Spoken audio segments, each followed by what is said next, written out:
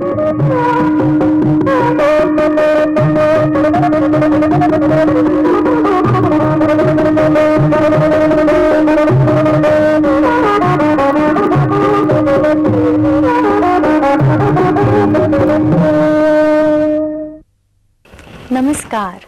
संस्कृत भाषा शिक्षण में आप सबका हार्दिक स्वागत है।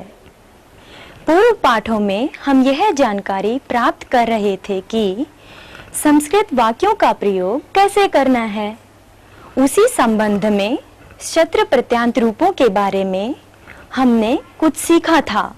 आज हम उसी के बारे में कुछ और जानकारी प्राप्त करेंगे। नमो नमः। संस्कृत भाषा शिक्षणे भवतां सर्वेषां हार्दं स्वागतम्। पूर्वं वयं शत्रन्तरूपाणाम् अभ्यासं कृतवन्तः। इदानीं तानेव अंशान् पुनरपि स्मरामः। गायकः सभां पश्यन् गायति, लता हसन्ती मालां रचयति, पिता पुत्रं निन्दन् ताडयति, बालिका खादन्ती क्रीडति। एतेषु वाक्येषु पश्यन्, हसन्ती, निन्दन्, खादन्ती इत्यादीनि रूपाणि शत्रन्तरूपाणि सन्ति। इदानीं कोष्टकसाहाय्येन अभ्यासं कुर्मः। अत्र बहूनि वाक्यानि सन्ति। भक्तः मन्त्रं वदति, पूजयति। भवन्तः वदन्तु, भक्तः मन्त्रं वदन् पूजयति। नाविकः गायति, नौकां चालयति। छात्रः जानाति, न वदति। माता पिबति, गीतं शृणोति। तारा भ्रमति, खादति। धेनुः पश्यति, चरति। लीला लिखति, पठति। छात्रः चिन्तयति, वाक्यं लिखति।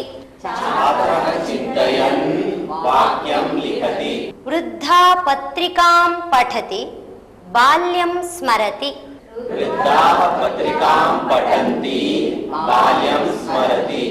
पार्वती शिवं जपति, तपः करोति।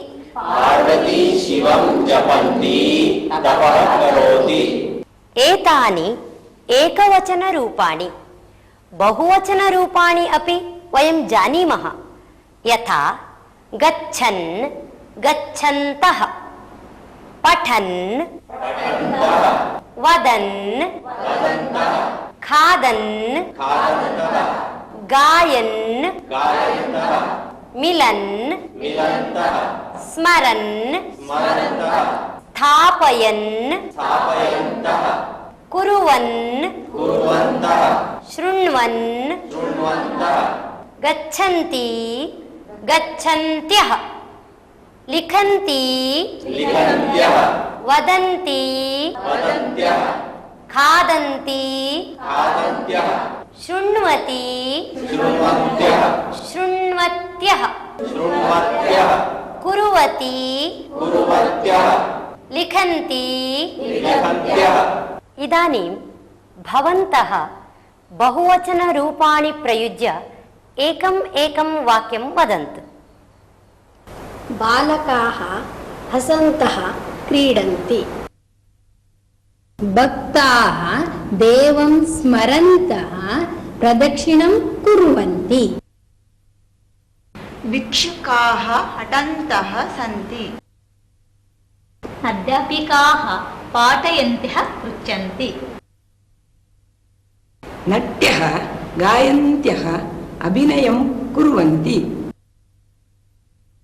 छात्राः स्मरन्तः लिखन्ति। शिशवः खादन्तः दुग्धं पिबन्ति। छात्राः क्रीडन्तः सन्ति। महिलाः जपन्त्यः पूजयन्ति। बालकाः खादन्तः क्रीडन्ति। चोराः धावन्तः पतन्ति। वयं पुल्लिङ्ग स्त्रीलिङ्गरूपाणि ज्ञातवन्तः, एवमेव नपुंसकलिङ्गरूपाणि अपि भवन्ति। जलं पतति, जलं पतत् अस्ति। वदन्तु, जलं पतत् अस्ति। व्यजनं भ्रमत् अस्ति। वाहनं चालयति एषः, वाहनं चलत् अस्ति। समीचीनं। चलति चलत्, गच्छति भवति पतति क्रीडति वदति करोति गच्छति स्मरति खादति पिबति। अहं कानिचन वाक्यानि वदामि, भवन्तः शत्रन्तरूपाणि प्रयुज्य तानि वाक्यानि पुनः उच्चारयन्तु। यथा वाहनं गच्छति, वाहनं गच्छत् अस्ति। वदन्तु, चक्रं भ्रमति, पुष्पं विकसति, अध्ययनं प्रचलति, वृक्षात् पर्णं पतति, वनं नश्यति, मुखं लसति, मनः वृत्तान्तं स्मरति, मित्रं पठति, यन्त्रं शब्दं करोति, यन्त्रं शब्दं कुर्वत् अस्ति, दूरदर्शनं चित्रं प्रदर्शयति,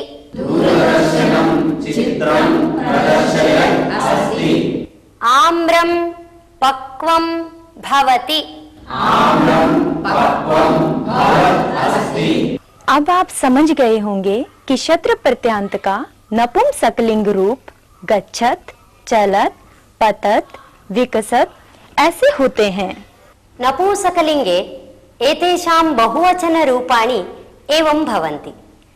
गच्छत्, गच्छन्ति, लिखत्, लिखन्ति, खादत्, खादन्ति, पतत्, पतन्ति, क्रीडत्, क्रीडन्ति, मिलत्, मिलन्ति, स्मरत्, स्मरन्ति, रुदत्, रुदन्ति। इदानीम् एतद्विषये एकम् अभ्यासं कुर्मः।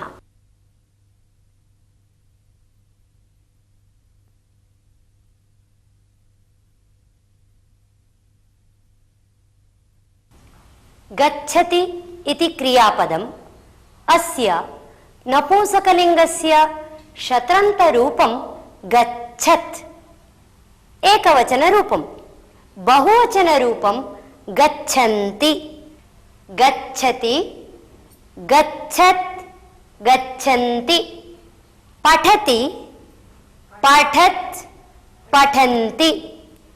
इदानीम् अहं क्रियापदं वदामि, भवन्तः नपुंसकलिङ्गस्य शत्रन्त एकवचनरूपं बहुवचनरूपं च वदन्तु।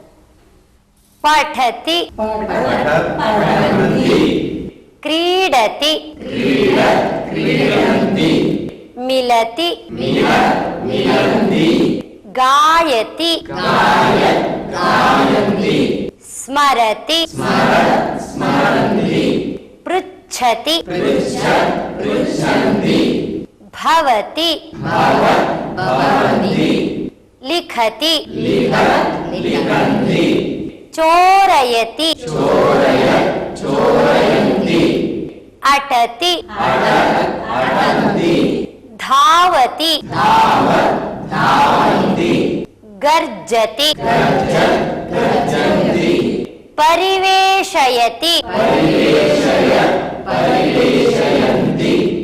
प्रक्षालयति ताडयति चरति चलति पाठयति बोधयति क्रीणाति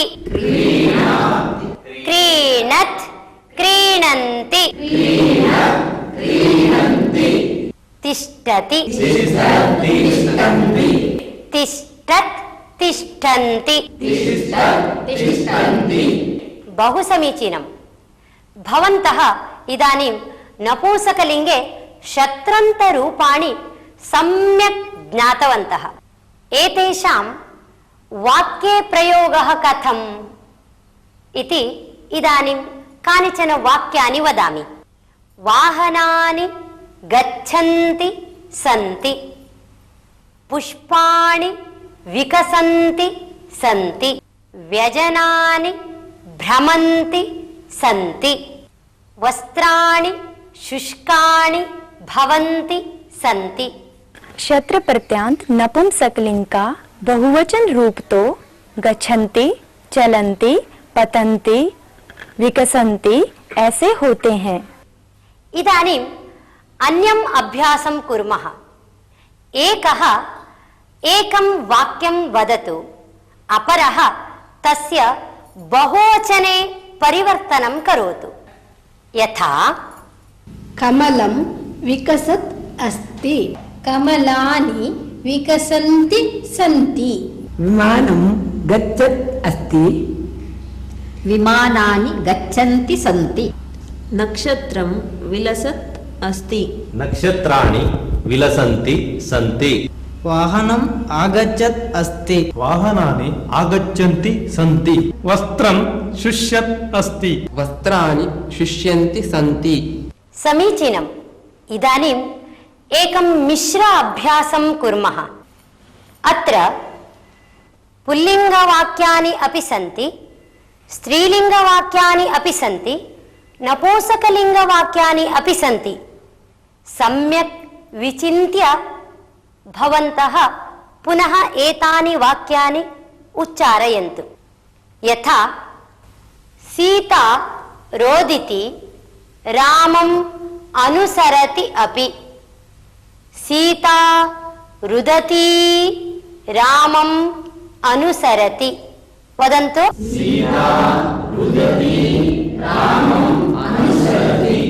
बालकाः अर्थं जानन्ति, पाठं लिखन्ति अपि।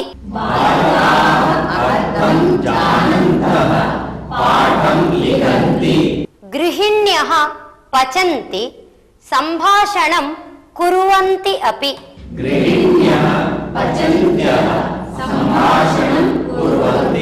वाहनं गच्छति, शब्दं करोति अपि।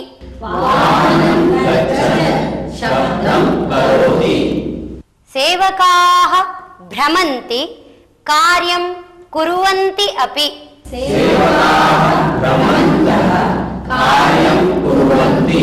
गोपिकाः कृष्णं ध्यायन्ति, नृत्यन्ति अपि।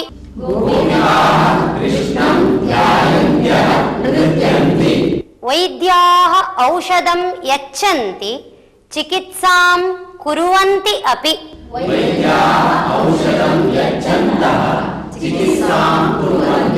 यानानि गच्छन्ति, धूमं वमन्ति अपि। भगिन्यः जल्पन्ति उपविशन्ति अपि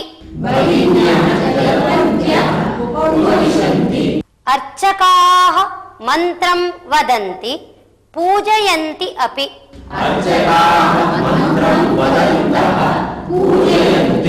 वर्तमानकाले प्रथमपुरुषस्य बहुवचनरूपं गच्छन्ति इति रूपं भवति। तथैव नपुंसकलिङ्गे शत्रन्तरूपं बहुवचनरूपम् अपि गच्छन्ति इति रूपं भवति। द्वयोः अपि रूपसाम्यम् अस्ति एव, किन्तु अर्थभेदः अस्ति। यथा बालकाः गच्छन्ति, वाहनानि गच्छन्ति सन्ति। एवं रूपसाम्ये सत्यपि अर्थभेदः अस्ति एव। अब आप जान गए होंगे कि गच्छन्ति, चलन्ति, पतन्ति आदि रूप वर्तमान क्रियापद होते हैं। शत्र प्रत्यांत के नपुंसकलिंग रूप भी होते हैं, लेकिन दोनों के अर्थ में थोड़ा अंतर होता है। इसीलिए इनका प्रयोग करने में थोड़ी सी सावधानी बरतनी चाहिए। इदानीं पुनरपि एकं दृश्यं दर्शयामि।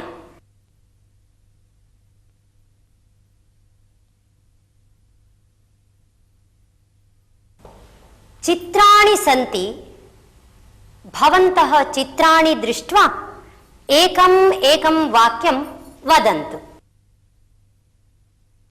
लोकयानं चलत् अस्ति। अश्वाः तिष्ठन्तः सन्ति। सेवक भारं वहन् अस्ति। रथः गच्छन् अस्ति। बालिका क्रीडन्ती अस्ति। पुरुषाः सम्भाषणं कुर्वन्तः सन्ति। समीचीनं। पुरुषाः सम्भाषणं कुर्वन्तः सन्ति। उत्तमं। भवन्तः सम्यक् ज्ञातवन्तः। वयम् इदानीम् एकं सुभाषितं शृणुमः।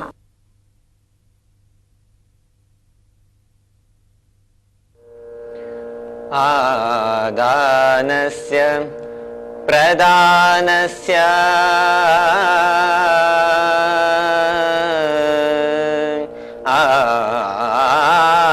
आदानस्य प्रदानस्य कर्तव्यस्य च कर्मणः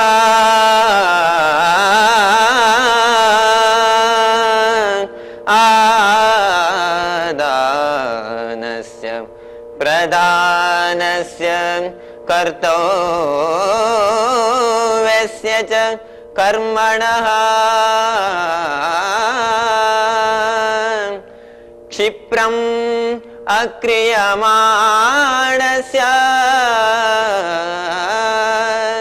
क्षिप्रम् अक्रियमाणस्य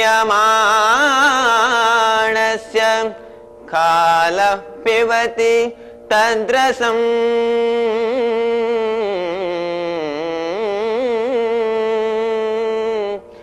कालः पिबति तद्रसम्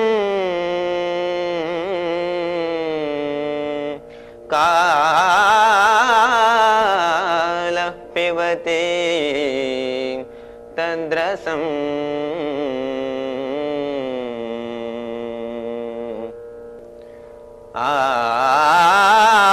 आदानस्य प्रदानस्य कर्तव्यस्य च कर्मणः क्षिप्रम् अक्रियमाणस्य कालः पिबति तद्रसम्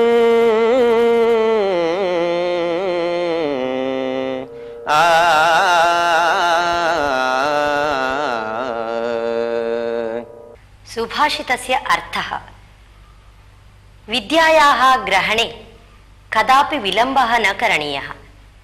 धनस्य अथवा यस्य कस्यापि वस्तुनः दानं करणीयम् इति इच्छा भवति चेत् तत्रापि कदापि विलम्बः न करणीयः, अनुक्षणं दातव्यम्।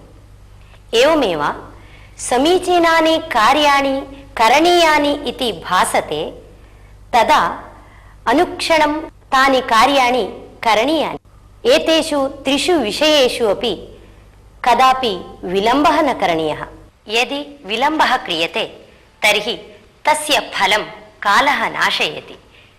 विद्या ग्रहण करना, धन का दान करना और जो अवश्य करना है उस काम को करना, इनमें देरी मत करना, क्योंकि विलंब करने से काल उसको नष्ट कर देता है। तात्पर्य ये है कि बिना विलंब किए विद्या ग्रहण, धन का दान और सत्कार्य करना चाहिए। भगवतः व्यासस्य नाम भवन्तः सर्वेपि जानन्ति एव। कदाचित् व्यासः यमुनायाः अन्यत् तीरं गन्तुम् इष्टवान्। तत्र तीरे स्थित्वा नौकायाः प्रतीक्षां कुर्वन् आसीत्। तावता काश्चन गोपिकाः तत्र आगताः। तासां हस्ते दुग्धं नवनीतं च आसीत्। ताः अपि बहुकालपर्यन्तं नौकायाः प्रतीक्षां कुर्वत्यः तत्र स्थिताः आसन्, परन्तु नौका न आगता एव। ततः निराशाः गोपिकाः व्यासं पृष्टवत्यः, महामुने, कापि नौका न आगता एव, इदानीं किं करवाम इति। तदा व्यासमुनिः उक्तवान्, चिन्ता मास्तु, अहं भवतीः नदीं तारयामि, परन्तु नौकायाः प्रतीक्षां कृत्वा कृत्वा अहं श्रान्तः अस्मि। भवत्यः खादितुं किमपि यच्छन्ति वा इति। गोपीनां सकाशे प्रत्यग्रं दुग्धं नवनीतं च आसीत्। ताः ततः किञ्चित् किञ्चित् तस्मै दत्तवत्यः। गोपीभिः दत्तं सर्वं व्यासमुनिः खादितवान्, परन्तु यमुनायाः पारगमनविषये किमपि न उक्तवान्। किञ्चित् कालं प्रतीक्षां कृत्वा गोपिकाः तं पृष्टवत्यः, भोः, यमुनायाः पारगमनस्य का कथा इति। तदा महामुनिः व्यासः किञ्चित् अग्रे आगतवान्। करौ योजयित्वा यमुनां प्रार्थितवान्, हे यमुने, अद्य अहं यदि किमपि न खादितवान् तर्हि तेन महिम्ना नदीजलस्य तथा विभागद्वयं करोतु, येन वयं सुखेन तत्र गन्तुं शक्नुयाम इति। तदा यमुना भागद्वयेन विभक्ता जाता। तत्र कश्चन मार्गः अपि दृष्टः। तेन मार्गेण सर्वेपि अन्यत् तीरं गतवन्तः। एतत् सर्वं दृष्ट्वा गोपिकाः चिन्तितवत्यः यत् अस्मत्तः दधि नवनीतं च स्वीकृत्य खादितवान् महामुनिः इदानीम् एवं वदति, एतत् सर्वं कथं शक्यम् इति तं पृष्टवत्यः। तदा व्यासः उक्तवान्, यद्यपि भवत्यः नवनीतं दुग्धं च दत्तवत्यः, अहं खादितवान्, किन्तु अहं तद् न खादितवान्, मम जठरे स्थितः भगवान् तद् खादितवान् इति। सः पुनरपि उक्तवान्, मनुष्यः यत् कर्म करोति तत् ब्रह्मार्पणबुद्ध्या न करोति। यदि सः तथा करोति तस्य कर्मणः बन्धनं न भवति। कर्म कृत्वापि कर्मरहितः भवति सः। एतदर्थं दृढविश्वासः आवश्यकः भवति।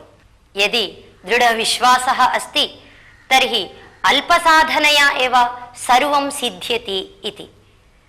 एतत् सर्वं श्रुत्वा गोपिकाः विस्मिताः जाताः। कथायाः अर्थं ज्ञातवन्तः किल? धन्यवादः। नमो नमः। इसी के साथ यह पाठ यहीं समाप्त होता है। अगले पाठ में फिर मिलेंगे, तब तक के लिए धन्यवाद।